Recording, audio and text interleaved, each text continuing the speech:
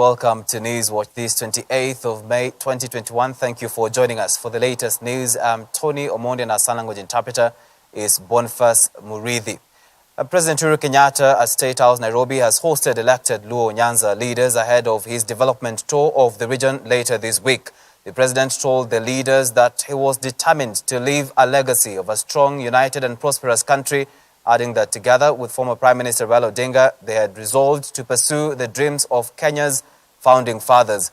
He has praised his handshake with ODM leader Raila Odinga, saying the purpose of it was to unite the country and not to champion the interest of two people. Our very own Alice Diana reports. During the meeting at State House, Nairobi, President Uhuru Kenyatta pointed out that for far too long, bad politics had derailed the country from achieving its development agenda, creating challenges that he said can be resolved by leaders coming together for the sake of Wananchi. Uhuru said together with his brother Raila Odinga, they had focused on leaving a legacy where young people have steady jobs and are able to access basic needs and become a country where all citizens are proud to be Kenyans. If we continue with the kind of politics that we have had in this country, the politics that I call start-stop. There is no developed country anywhere in the world that has ever achieved the social, political, economic aspirations of our people with a start-stop policy. At the meeting, also attended by former Prime Minister Raila Odinga, the president pointed out that his administration will continue rolling out development programs across the country so as to ensure that all Kenyans benefit from national resources. The head of state cautioned Kenyans against divisive politics, saying populism never helped any country achieve its development goals, and called on leaders to change their mindset and focus on the long-term agenda of building a strong nation, not only for the sake of the current generation, but also prosperity. Kenya is about all of us, as my brother here has said. Kenya cannot succeed without all of us. It needs all of us. And this is, to me, the spirit of the handshake. It is not about two people. It is about bringing a country back on track. It is about bringing the people of a nation to feel once again that they are part and parcel of the whole. It is to remove the issue of people feeling marginalized, isolated, left out. Former Prime Minister Raila Odinga commended President Kenyatta for initiating projects across the nation, saying the revival and renewal of infrastructure across the nation will resuscitate Kenya's economy. The opposition leader expressed gratitude to the president for inaugurating various projects in the recent past, despite challenges brought about by COVID-19, saying the projects will help the economy to recover better. I say that the way to revive this economy in this country is, number one, infrastructure. Number two, infrastructure. Number three, infrastructure. I'm happy to see, Your Excellency, that your government has picked up from what we said and has actually addressed this issue of infrastructure very aggressively. Luo Nyanza leaders who were present at the meeting addressed a press briefing during which they highlighted the outcomes of their meeting with the head of state. For Hope TV News Watch, I'm Alice Diana. Moving on, the Nairobi Metropolitan Services NMS has this evening conducted a second test run of the Nairobi Green Park bus terminus to ascertain the suitability of the facility to ease traffic congestion in Nairobi's Central Business District, CBD. Public service vehicles entering the CBD were suspended for hours from 4 p.m. to 8 p.m. as the NMS conducted the test run. Our reporter Dolly Murigi, who was on the ground, spoke to an engineer on the newly constructed terminus. Take a look. Good evening. We are at the newly constructed Green Park terminus in Nairobi, and if you can remember, Nairobi Metropolitan Services Director Mohammed Badi had issued a notice to conduct the second test run that involved picking and dropping of passengers here at the terminus, and the second test run was scheduled to take place from 4 p.m. to 8 p.m. And if you can remember, last month there was still the first test run which happened in the morning hours, and during that time there was a lot of traffic, and many passengers complained of walking for long distance even to get to work, and some go to work and they were late. And today, when I spoke to some of the passengers, they were still complaining because the distance is a bit long as compared to railways, and some of the passengers who use matatus from Gong, Kibra, Rongai, others Dagoretti, they are still complaining that the distance is still long, and maybe they are requesting the government to make other alternatives, at least maybe to have a shortcut to this place, because the place seemed to be the distance seemed to be long. But I'm gonna leave you with views from Engineer Ochieng and some of the passengers who have been talking about the newly constructed green terminus and how it has affected them. Thank you. So I would do, first of all, my name is Engineer Michael Chang. I'm the Director of Roads, Transport and Public Works in Nairobi Metropolitan Services. I think today we have done our second test run, which is the most elaborate. It involved dropping and picking of passengers. This began at 4 o'clock, and we were to end it at 8 o'clock. What we have observed from 4 o'clock, there was more vehicles which came with less passengers. But as we picked at 6 o'clock, it was giving us the results that we had intended, that the number of vehicles and the number of passengers were commensurate. In fact, the park was not even stretched. The capacity was almost empty, showing that it can still hold even many more vehicles as we had projected. What we observe is that we will improve a few things so that it makes the passengers more aware of where to pick the vehicles, and also where the vehicles are supposed to be parked. We'll talk with the owners of the vehicles so that they know exactly which is their slots in terms of the routes and in terms of the circles. That seems to be something we are going to tidy up. But all in all, it was successful. We are now very confident that this park will enable the movement of vehicles from the railway station and Akati be accommodated here successfully, and that passengers will use it peacefully. We'll increase the security elements.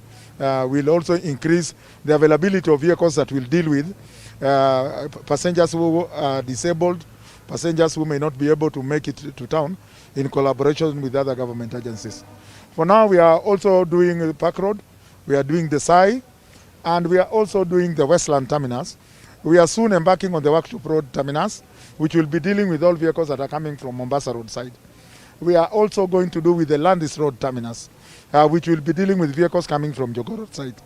By the time we finish this terminus, including the one just next to the Globe Roundabout, across the Grogan Road on that side, we are going to put a terminus that will also be dealing with all the PSV vehicles coming along Thika Road. We'll also terminate there. Those facilities will enable public service vehicles operate within walking distances to the center of the CBD, and only the BRT vehicles eventually will be allowed to cross into the city and on the outspan. This park also accommodates not only PSV vehicles, but it accommodates, we have a big terminal here for the borders. We have a big terminal here for the taxis, the Ubers, the Bolts, and so on. They have a terminal for them, so that passengers who are here can choose the mode of transport that they want. The border area, we are going to regulate it and make sure it is safe for our passengers, and also it is safe for the commuters who are using it. Regulations are currently under the working, and we will ensure that once we are properly regulated transport system, they will offer the necessary services to our wananchi as it should be required. Thank you so much. Meanwhile, Nairobians have spoken on the newly constructed terminus that is set to ease congestion in the CBD, and this is what they had to say. Mimi naitwa ninahudumia Orokise. Tumeanza leo, tujajua venye itakuwa. Ingawa wakati tulikuwa hapa tulishikana sana. Hata hiyo siku tukufanya kazi. Juu magari ni mingi. Itakuwa, lakini saa hii gari zote sijaingia. Juu kwa jamu huko, lakini sikiingia sioni kama tutatoshea hapa, hata itakuwa na jamu. Kutakuwa na jamu. Sijafurahia juu huku ni bali na town. Tena watu wengi kama wale viwete wawezi fika huku. Wale tunabeba tunawaweka chini. Na troli hivi wanabebwa huko. Sasa wawezi viweza kutembea. Hii inaitwa Green Park. Ndio kuna siku tulifanywa testing. Sijui iliendaje, sasa tena wametuita leo. Ndio tena tunajaribu sasa tujui itaendaje. Sasa tufanye leo vile tunaenda kubeba pale juu, tuone vile kunaenda. Kama kesho tutaendelea kuingia, tutajua itaendaje. Travel kuchoka nayo ile ya kazi tena, stage iko sawa, lakini naomba serikali iweke kama tuktuk huko chini, watu wanapanda hivi. Kama hakuna tuktuk, waweke barabara yenye tusisunguke hivi, tunakuja direct kwa stage, itakuwa poa. Tutasoya tuko sawa. Asante. Now, a woman who gave birth to quadruplets in Thika Level 5 Hospital is now appealing to well-wishers to help bring up the babies since she does not have a stable source of income. Maxine Nyawera, 25, who hails from Waitavia in Juja, says she is overstretched for she has a 5-year-old child beside the 4 infants and the house they live in cannot accommodate them. Nyawera narrates how she went for a CT scan which revealed she had triplets, but to her surprise gave birth to 4 babies. Sitarajii wengine, taanza tuka hivyo tule hawa juu saa hii washafika 5. Hata hali venye iko saa hii si nzuri vile. Saa hii na struggle na pampers za hawa wote, watumia pampers mingi sana. Pia maziwa nina struggle kutoa usiku mchana silali nikijaribu kutafuta maziwa ili waweze pia kupata maziwa yangu. Make sure that the infection prevention measures they are highly well kept. The mothers also they are well fed so that they can be able to produce enough milk for for these babies. And this one has come as a result of the support we get from the county government of Kiambu and also the management of Thika Level 5 Hospital. It is the kind work done by the hospital management and the nurses and the county government of Kiambu. With more than 11 incubators, with children who are getting taken care of by very qualified nurses, very qualified matrons, and also with very good and modern equipments. Now, Chief Justice Martha Koome has asked the Independent Electoral and Boundaries Commission IEBC selection panel to uphold integrity in the ongoing exercise of recruiting for commissioners. Koome witnessed the swearing-in of Maurice Kimuli, the Law Society of Kenya representative, at the IEBC selection panel at the Supreme Court, where she called for fairness during the exercise. President Uhuru Kenyatta appointed Maurice Kimuli to replace Dorothy Kimengech Gemator, whose appointment was revoked. Dickens Luvanda has this report. Few hours after his appointment by President Uhuru Kenyatta as the Law Society of Kenya representative to the Independent Electoral and Boundaries Commission selection panel, Maurice Kimuli arrived at the Supreme Court buildings, flanked by fellow panelists, to take the oath of office in a ceremony that was led by Chief Justice Martha Koome. Do swear that I will at all times obey, respect and uphold the Constitution of Kenya and all other laws of the Republic, that I will faithfully and fully, impartially and to the best of my ability discharge the trust and perform the functions and exercise the powers devolving upon me by virtue of this appointment without fear, favor, bias, affection, ill will or prejudice. So help me God. Kimuli, who was fronted by the LSK President Nelson Havi, was appointed after the High Court dismissed the appointment of Dorothy Gemator, who had been fronted by the LSK CEO Mercy Wambua, with President Kenyatta heading to the court's order and revoking Gemator's gazettement. We were 6 members, but the law requires us to be 7. And so we are now legally constituted to be able to perform the important task that has been given to us. We want to reiterate that as a panel, we'll be guided strictly by the Constitution and the law, and we will undertake this duty without fear or favor. While assuring the 7-member panel of her support, Koome underscored the need for it to select people of high integrity who will restore IEBC's public confidence. We know the responsibility that you have as the selection panel to select for this country commissioners to the IEBC. Everybody is looking at you to give us commissioners who are going to deliver free, fair, credible elections. We know how central elections are to our country. Therefore, like Chair, you have asked for prayers, we are going to pray for you, that you will be guided by nothing else but the Constitution. The IEBC selection panel, which is chaired by Dr. Elizabeth Muli, published a list of 669 applicants who applied for the 4 electoral commissioners' jobs following the resignation of Connie Ngata Maina, Margaret Mwachanya, Paul Kurgat, and Rosalina Kombe. Deacon Luvanda, Hope TV News Watch. And 4 Burundian clearing agents have been charged at Mombasa Law Court for diversion of transit goods into the local market with intention to evade payment of customs duties worth 34.5 million shillings. The accused were arrested by the Kenya Revenue Authority, KRS Lutz, for engaging in the diversion of 23 containers of transit goods worth 70 million shillings destined for South Sudan into the local market. The 3 suspects who appeared in court, Habib Nkuyingoma, Kennedy Abwenje Komba, and Esther Ngomo, were arraigned before Mombasa Senior Resident Magistrate Rita Amwai. The accused, who are charged in 3 separate counts, denied committing the offences as the resident magistrate released 2 of the accused persons, Habib and Kennedy Abwenje, on a bond of 1 million shillings, while Esther Ngomo was released on a bond of 50,000 shillings.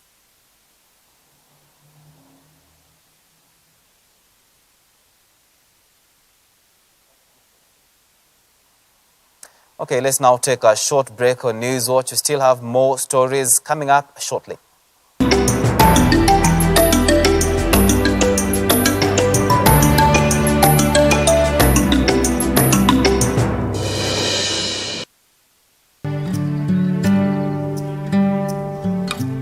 Join John Cousin every weekday as he takes us on a journey through the Bible. Whoever shall seek to save his life, if you go back to living for yourself, you're going to lose it. But whoever shall lose his life, give up his life for my sake, he shall preserve it. Enjoy interesting, knowledge-packed, yet simple teachings through his humor and in-depth understanding of God's Word. The last people that tried to put God in a box, literally, he rose again. He wouldn't stay in their compartment. If God was small enough for me to figure out, he wouldn't be big enough for me to worship. Tune in to Hope TV for John Cousin every 10 p.m., 4 a.m., and 10 a.m. weekdays on Hope TV, where you look and live.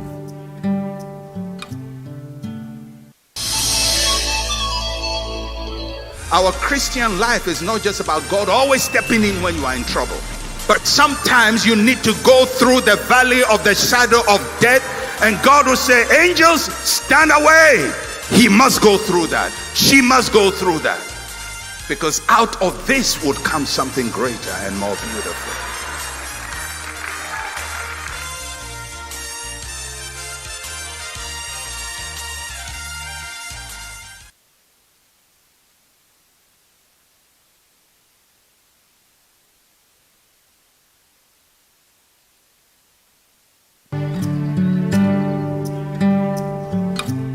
Join John Cousin every weekday as he takes us on a journey through the Bible. Whoever shall seek to save his life, if you go back to living for yourself, you're going to lose it. But whoever shall lose his life, give up his life for my sake, he shall preserve it. Enjoy interesting, knowledge-packed, yet simple teachings through his humor and in-depth understanding of God's Word. The last people that tried to put God in a box, literally. He rose again.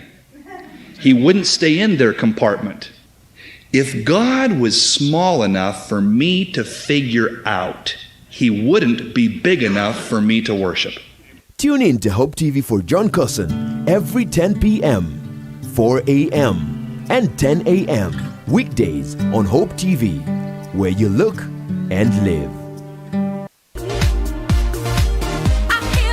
Welcome to Activate.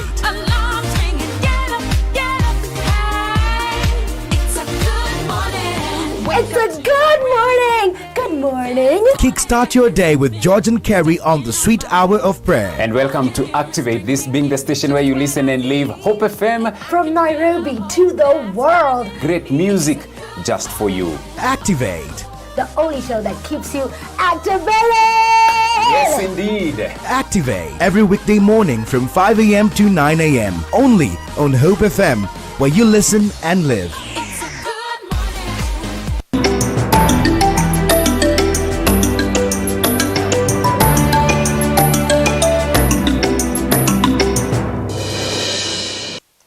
Welcome back to Newswatch. Now, Menstrual Hygiene Day is celebrated on May 28th and gives an opportunity to shed light on the inequality that girls and women experience because of menstruation, despite menstruation being a deeply private and sensitive topic. A day like today in 2020, the Kenyan government launched its first menstrual hygiene management policy. It subsequently published a Kenyan reusable sanitary towel standards later in the year to offer girls and women choices. Toli Murigi spoke to Martin Munyi from Plan International, who teaches young girls about menstrual cycle and the hygiene during a distribution sanitary towels at Star Rays High School in Kibra. May 28th is observed as a menstrual hygiene day across the globe. Menstruation and menstrual hygiene continues to be met with silence and neglect all around the world. The mission of the day is to break the silence and taboo, raise awareness, and change negative social norms surrounding menstrual hygiene management around the world. That's okay. Martin Munyi, a project coordinator with Plan International, has for years taught girls about menstruation. We joined Martin at Star Rays High School in Kibra during the distribution of sanitary towels as the world marked Menstruation Hygiene Day. For the purpose of this day, one was to commemorate the day of menstrual hygiene, a day off, putting into consideration the issue of stigma, the issue of taking action, and two, giving out information on menses. We shall keep continuing with the gospel about menses, because menses to a woman, menses to a girl means dignity, it means apply. On average, a woman menstruates for about 3,000 days in her lifetime. However, globally, an estimated 500 million women and girls lack adequate menstrual health resources to manage their periods. Without menstrual products, supportive infrastructure such as toilets and water, and appropriate health education, women and girls face significant restriction in their life. The government of Kenya is commended for being proactive in advocacy and policy initiatives in the area of menstrual health. The policy amendment to the Education Act, signed into law in June 2017, states that free, sufficient and quality sanitary towels must be provided to every girl registered at school, as well as a safe and environmentally sound mechanism for disposal. We are coming to ensure we are supporting the government efforts to ensure every girl in the corner of the country is able to access sanitary pads in school. Menstrual stigma and taboos also hinder gender equality in many ways, as periods have been used as a reason to exclude women from social, economic and religious activities in societies around the world. They cause psychological and physiological torture to women and girls and go against the new definition of menstrual health, which is described as a state of complete physical, mental and social well-being, and not merely the absence of disease or affirmity in relation to menstrual cycle. Sometimes back, the boys are seen as the people who perpetrate the stigma towards menstruation, who perpetrate the discrimination towards the girls who menstruate in classes, and also they are the one who make them lose their self-esteem. But with our engagement, we want to change that. Involvement of men means that they are able to comprehend how female genital mutilation impacts girls and women's menstrual health and some of the devastating consequences that occur as a result. It is imperative that those who menstruate are provided with the necessary information, resources, and support to manage their menstrual needs throughout their lifetime. One way is to talk to men, the fathers, to talk to the boys who are in school, the school pupils, to talk to the border riders, to become the, rather than being the aggressor, to become the supportive peer to girls. One thing I ask men or the boys, how it feels when you see your sister menstruating and someone is stigmatizing. That brings a behavior change. So for us, we are ensuring that boys and men and also our youth embrace what we call positive masculinity. As we mark Menstrual Hygiene Day in the world, we should normalize speaking about menstruation and never shy away because it leads to stigmatization, which also contributes to psychological torture among the young girls. Dolly Merigi for Hope TV from Star Rays High School in Nairobi. Dispensers in all public schools to ease access of the pads to girls. Nyeri County Deputy Governor Dr. Caroline Karugu says this will enable girls to access the pads easily and continue with their studies without any interruption. Speaking at DB Primary School in Nyeri Town during celebrations to mark this year's International Menstrual Day, the Deputy Governor noted that this will be one of the ways that the country can have a sustainable solution to the problem of girls missing classes during monthly periods. The aim of the day was to destigmatize the taboo of menstrual period for the young girls and encourage them that it's a stage in life and should be celebrated and not frowned about. We wish that they would consider making such an investment of dispenser machines in the bathrooms of the young girls in all our public schools, so that then girls don't have to miss or skip school because of their because of menstruation or because of their monthly period. This would be one way in which we can get a sustainable solution, because today, for instance, we have given these young girls sanitary towels to take them for 2 months. But what then happens after 2 months? And that's why the government needs to have a good program that ensures that we have sanitary towels, dispensers within the washrooms or the bathrooms of these young girls to ensure also menstrual hygiene is upheld. The aim of this day is to destigmatize the taboo and the stigma that comes with menstruation for our young girls, and to encourage them that this is indeed an important stage of life and a stage that should be more celebrated and less frowned about. We've taken time to also speak to them about and mentor them about being women of substance and being women of purpose. And we hope that this is a message that can go across the entire county, especially to our girl children. There are challenges that we have encountered, especially during the COVID-19 pandemic with these young girls. A number of them have gotten pregnant. Some excuses have been that they have had to engage in sexual activities to look and seek for sanitary towels. So these are some of the things that we have been trying to discuss. We also have some of them who have really, during the COVID period when they were at home, and because of lack of sanitary towels, have fallen pregnant. And so really it's to encourage them and to mentor them and to direct them into the right path. Being a woman of substance, there are three things. Now, massive investment by the national government on the infrastructural improvement and other mega projects is dramatically transforming the coastal region. The projects described as a game changer include the recently commissioned Lamu Port, the ongoing construction of Phase 2 of the 24 billion shilling Dongokundu bypass and several other roads. Coast Regional Commissioner John Elungata says the huge resources committed by the government for the infrastructural improvement and other critical projects has positioned the region as an attractive destination for investment, trade and tourism. Our reporter Tiffany Wamboi reports. The construction of the Lamu port and other key infrastructural projects will provide job opportunities, boost business and other economic activities. This is according to the Coast Regional Commissioner, John Elungata. Elungata, who is also the chairman of the Regional Development Implementation Coordination Committee, led the committee members on an inspection tour of the construction of the Phase 2 of Dongo Kundu project, also known as Mombasa Southern Bypass, where he urged area residents to embrace the projects which are aimed at boosting the economy of the region and the country at large. We expect that this one will also be launched in about 1.5 years, and that will really be transformative to the people of the coast region.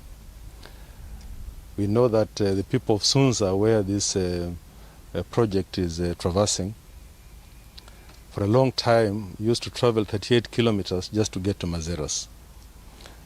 But with the work that has already been done, they are able to do only 5 kilometers to Mazeras. And that shows you that this project is very transformative. He said the Dongo Kundu project, which will connect Mombasa to the south coast in Kwale County, will ease transport, boost industrial development and accelerate movement of cargo from Mombasa port, as the Mombasa Southern Bypass provides an alternative to the busy and overcrowded Likoni crossing channel, which has badly affected business and movement of people. I think the overall economy of the coast will be transformed, is already being transformed by the investment in projects that the government has done. You know, I've just mentioned the Lamu port, and you know that has been a game changer for Lamu. You know also that we have done the 114 new road from Garsen to Lamu, which of course we used last week. That has shortened the distance between Lamu and other parts of the country.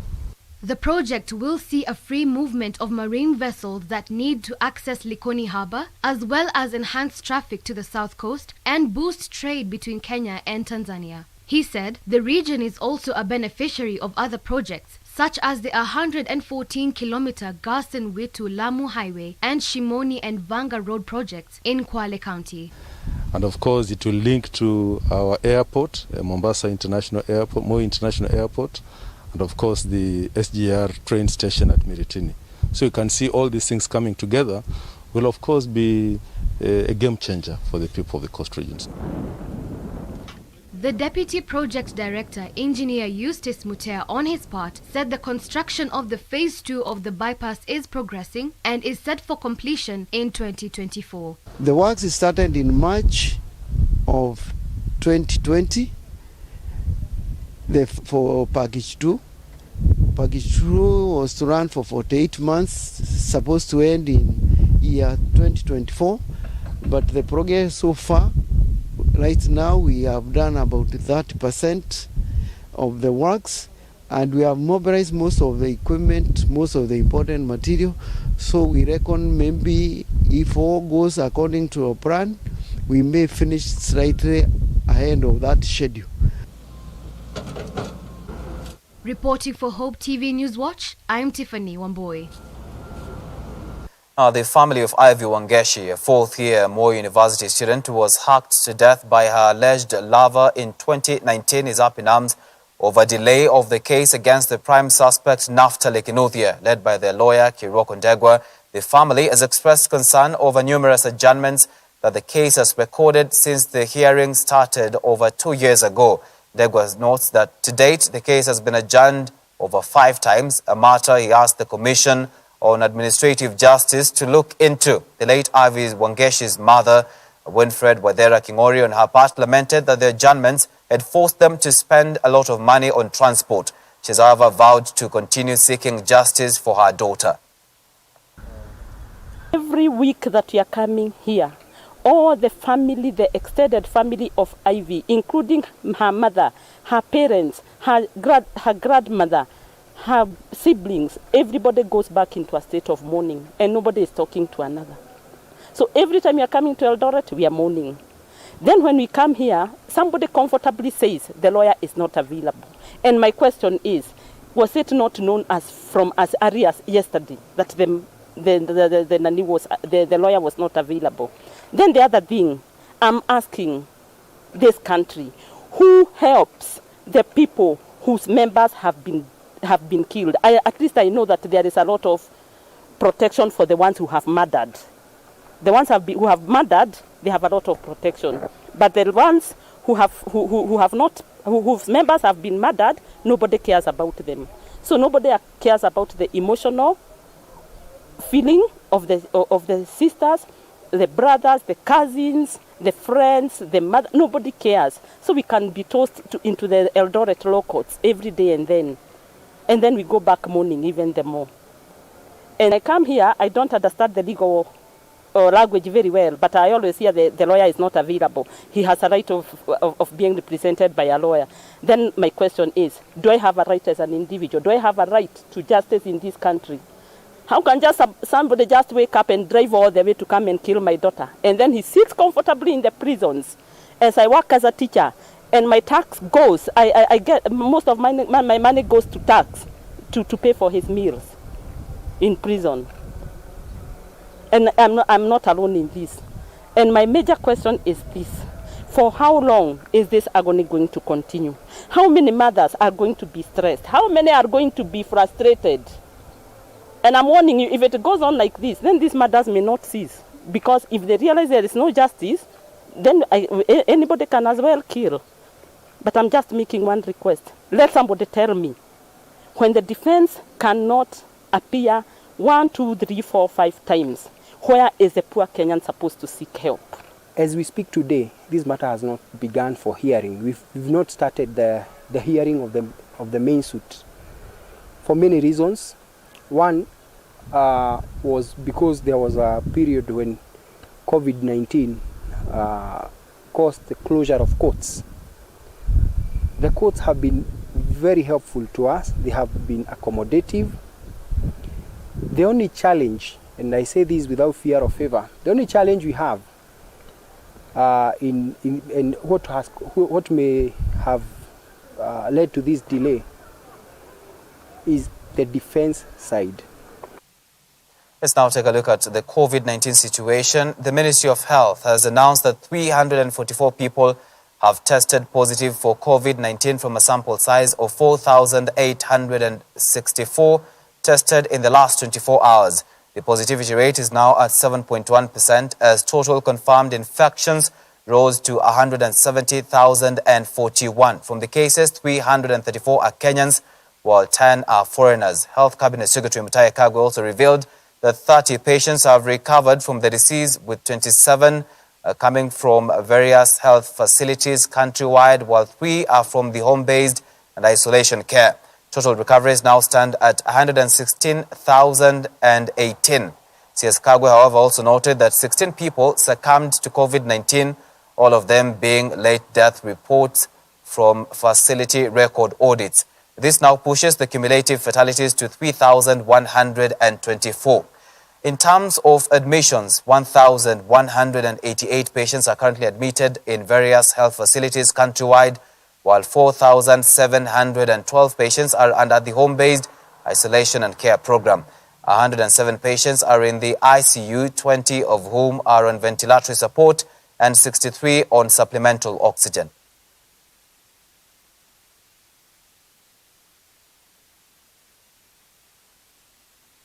The Federation of Kenyan Employers, FKE, has raised concern over the current issues affecting the country, including the coronavirus pandemic and the political situation ahead of the 2022 general election. FKE National President Habil Olaka and the Executive Director and CEO Jacqueline Mugo have indicated that enterprises are suffering on so many levels, be it financial, reduced demand and supplies, high cost of doing business and regulatory uncertainties. FKE has also opposed the proposed NHIF amendments that are before Parliament after President Uhuru Kenyatta asked Parliament to pass the amendment which will require anyone above 18 years to be enrolled under the NHIF cover, among other proposals. The recent NHIF amendment bill that was introduced in Parliament has proposed changes that will make it more difficult to do business in Kenya. Still, in the same sector, employers are also being asked to finance the Unemployment Insurance Fund, as well as the Social Security Work Injury Fund. All these are additional costs to doing business in Kenya. We therefore urge the government, policymakers, legislators to ensure wider and productive and constructive public participation, taking into account the views of the business community when it comes to passing laws that affect enterprise operations. Meaningful consultations with employers and other stakeholders is needed to find viable solutions to the challenges we face as a country. This requires a delicate but necessary balance if we are to save enterprises and livelihoods. Now, drought is expected to hit Kilifi County this year following the low rains experienced this season. The Kenya Meteorological Department has revealed that the county, which is very prone to dry spells, received only 15% of what is usually expected in the month of May. Farmers are facing low crop production due to lack of rains, and there are fears that thousands of residents could be affected in the near future. A spot check in some parts of Malindi and Magarini revealed that farmers planted as early as March and April, but the crops are dying due to lack of rainfall. It indicated that the rains will just be near normal and that the season was to be characterized by long dry spells. Now, the long dry spells had an impact and are still having an impact with us. Now, the month of April, the rains didn't perform very well in our county, and most people in various sub-counties planted, but we had a degree of germination in some counties, and some other counties not have any germination because the rainfall performed poorly. Ambayo imeundwa chini ya uongozi wa waziri wa kilimo, ambao pia sisi kama wizara tutawakilishwa hasa kuanza kuzungumzia haya masuala ambayo amezungumza kwamba tuwe na hali ya kujitayarisha kuona vile hali ilivyo kufikia sasa.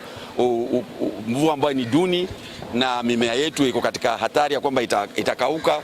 Kwa hivyo badala ya kusubiri mpaka hili janga liwe litakuwa nini, tayari kuna kamati iliyobunishwa na nafikiri mazungumzo yameanza kuhusisha zile department husika ili tuweze kuangalia taratibu ni vipi tutaweza kuitikia hii hatari amba hii janga ambalo tunatuangalia machoni kuona kwamba hali yetu ya chakula ama mazao yetu wakati huu yatakuwa si kama vile tulikuwa tunatarajia.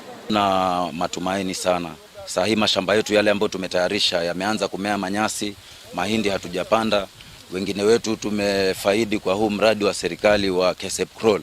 Lakini sasa kwa sababu mvua hakuna, imekuwa tatizo kubwa sana. Two families from Gakuyu village in Murang'a County are still reeling in shock after their two teenage daughters disappeared mysteriously on the same day. Mercy Waithera, 17, and her friend Clarin Jerry, who is also 17, and are from 2 and 3 students respectively from the nearby Mukure Wanyagadanga Secondary School, disappeared on Sunday. Their grandparents and family members say that they have not been able to eat or settle their minds since they took off from the village. The family has reported the matter to relevant authorities, saying the girls said they were going to church but never returned. They're now calling for anyone with information about their whereabouts to report to police. Mtoto anapotea, anaitwa Clarin Jerry Mwangi, mjukuu wangu. Aliwashwa ni mamake akiwa na 4 years, ninamlea kutoka hapo na sasa ako form 3. On Sunday alipotea, tulikuwa kanisani, tulitoka kanisa, tulikuja hapa nyumbani, anililetea maji ya kukamua ng'ombe. Nikiwa kwa ng'ombe, aliniambia arudi huko kanisani. Na jioni nilimgoja, nilimukosa. Na kutoka siku hiyo mpaka saa hii bado kurudi. Ningemwomba arudi ndipo amalize shule yake kwa kuwa ako katika daraja la form 3 na anabakisha miezi kidogo amalize hiyo daraja la 4.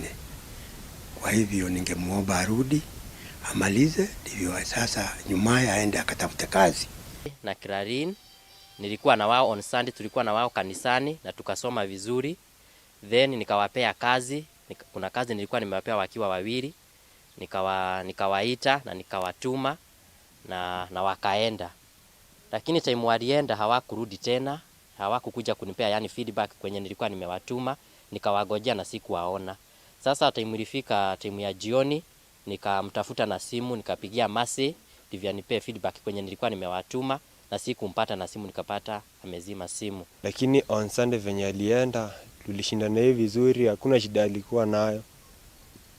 Hata akitoka tulitokanisha naye hapa akirudi kanisa jioni wakiwa na msichana mwingine. Niko naenda kumlipia school fees.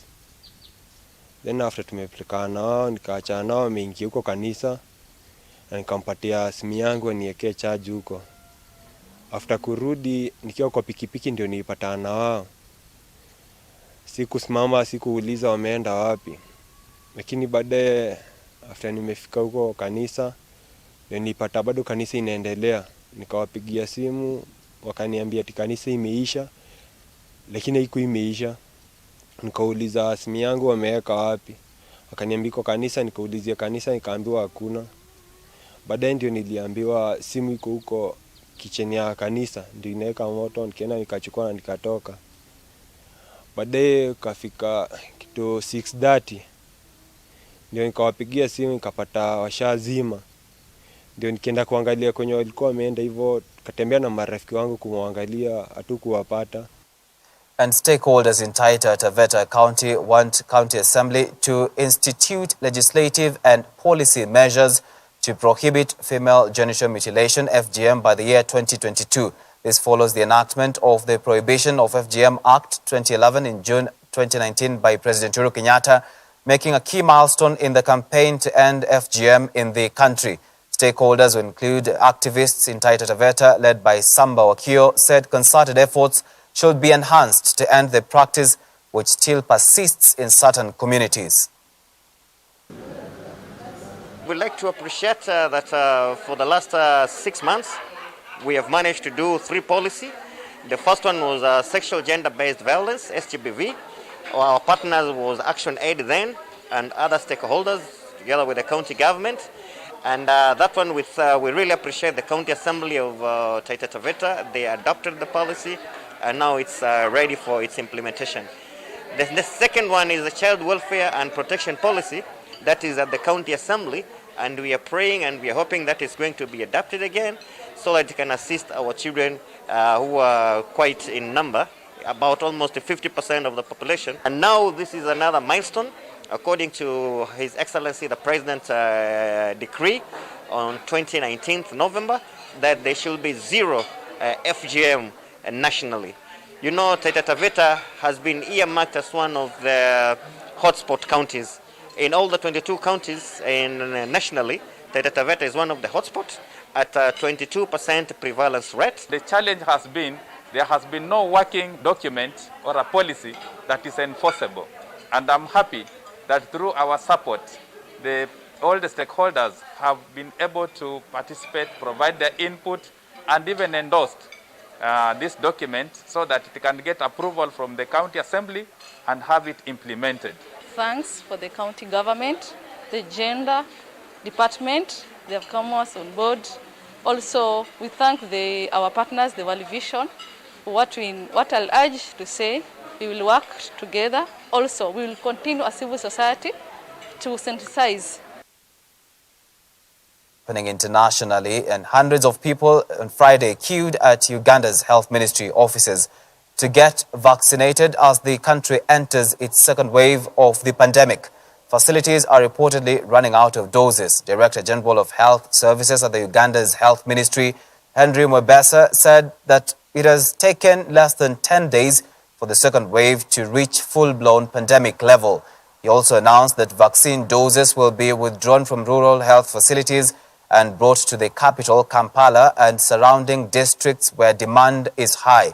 The country started COVID vaccinations in March after receiving 864,000 doses of the AstraZeneca through the COVAX facility. Frontline workers such as healthcare providers, teachers, security forces, and all people over 70 years of age were given first priority. The guidelines were later revised to include people aged 50 and above, but the public was largely reluctant to get the jab. To date, just over 550,000 people have been vaccinated.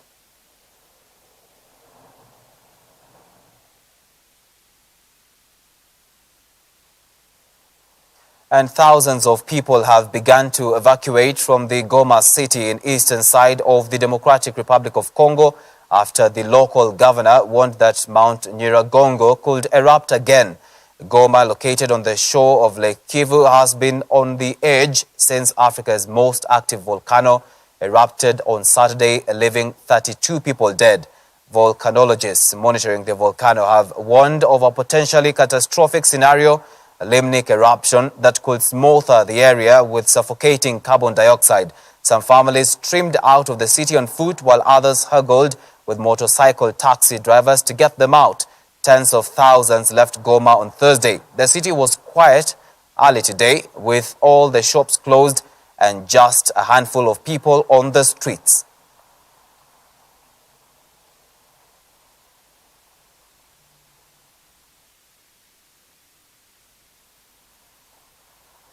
All right, let's take another short break on news. We should be back with business and sports news. Do stay with us.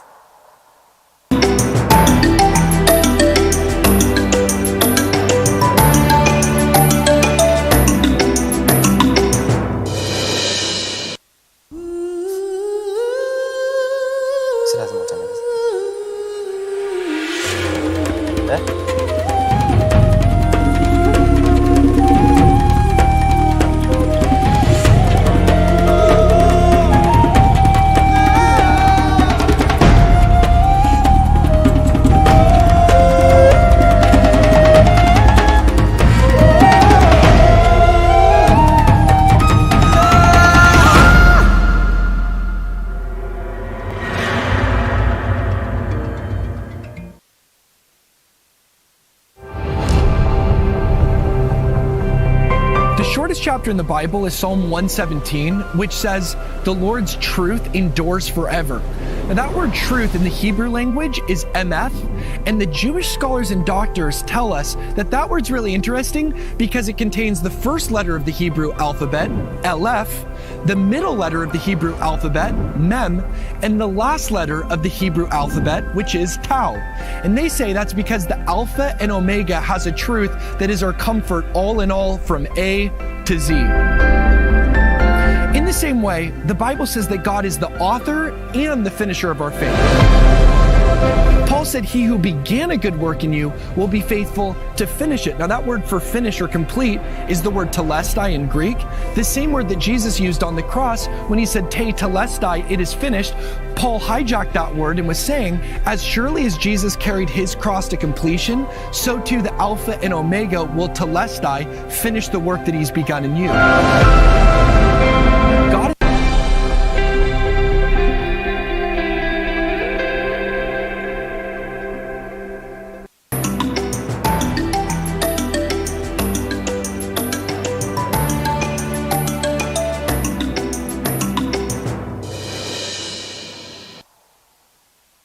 Welcome back. KCB Group shareholders have approved the proposal to acquire up to 100% of the issued ordinary shares in Bank Populaire du Rwanda, BPR, and 100% stake in African Banking Corporation, Tanzania Limited, Bank ABC.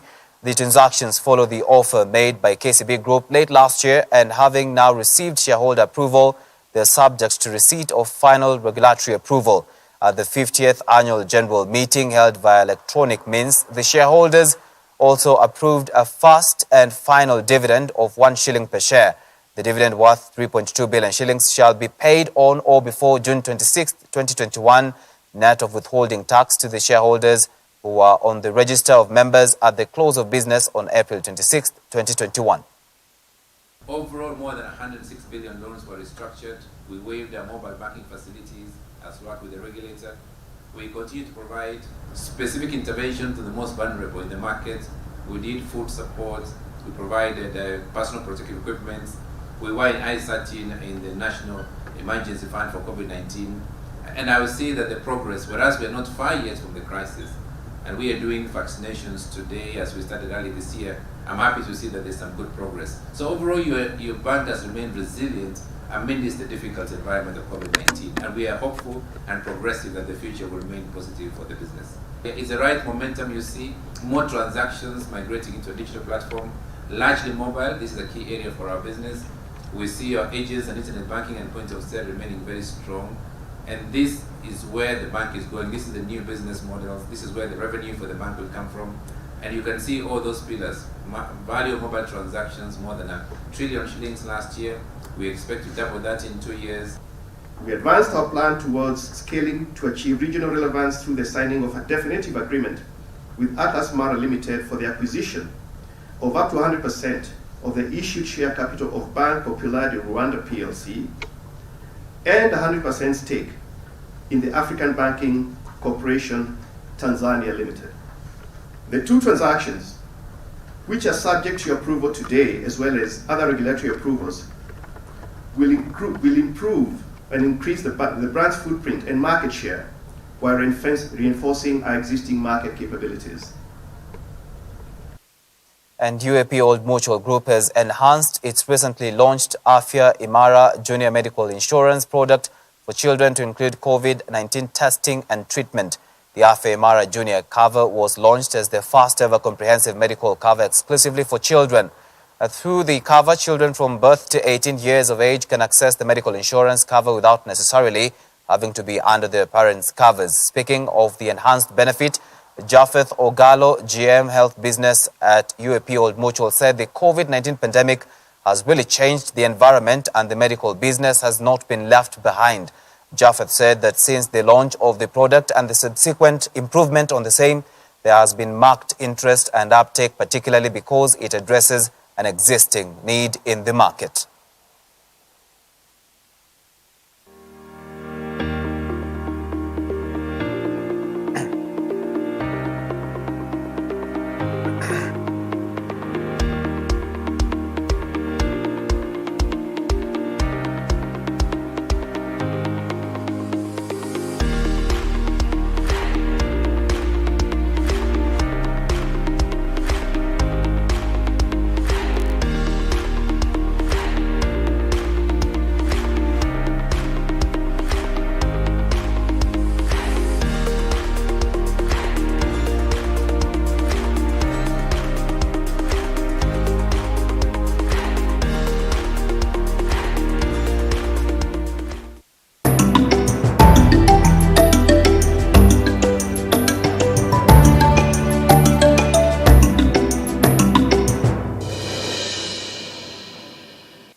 And some sports news now. Elvis Rupia scored the winner as FC Leopards edged Mathare United 1-0 to go level on 36 points with the FKF Premier League leaders KCB FC as defending champions.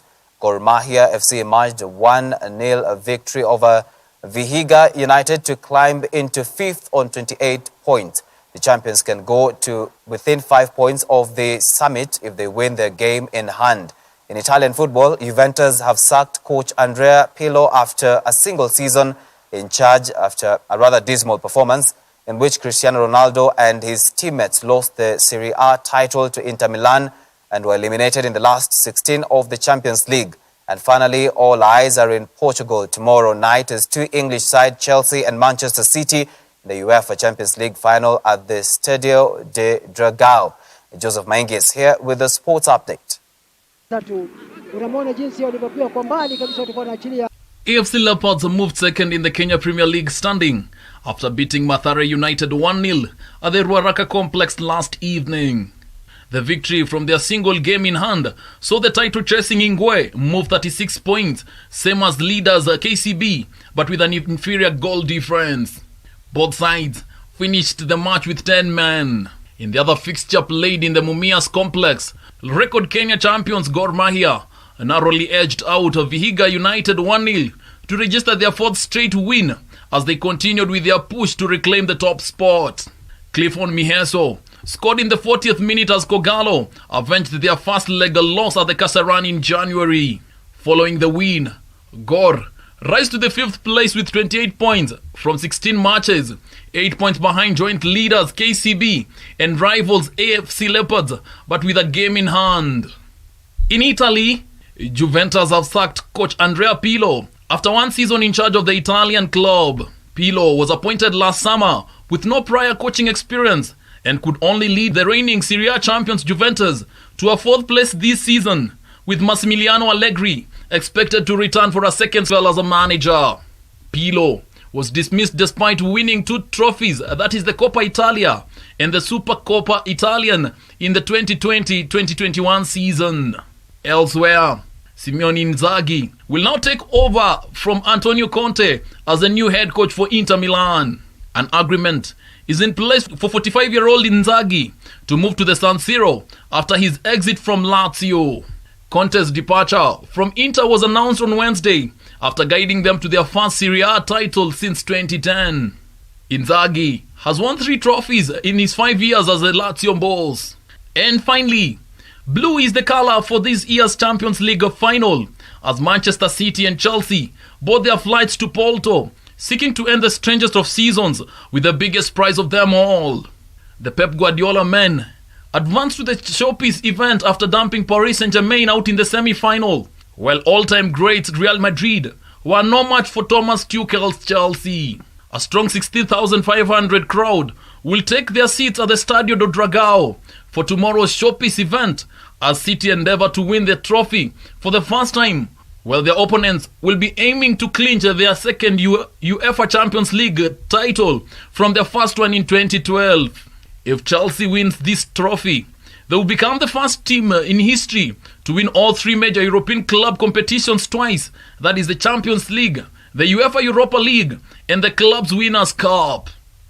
That's your sports. I'm Joseph Maingi. That report from Joseph Maingi. We've come to the end of this newscast tonight. Thank you so much for watching. I'll see you again next week. I'm Tony Omondi, and our sign language interpreter has been Boniface Murithi. Have a good night and God bless.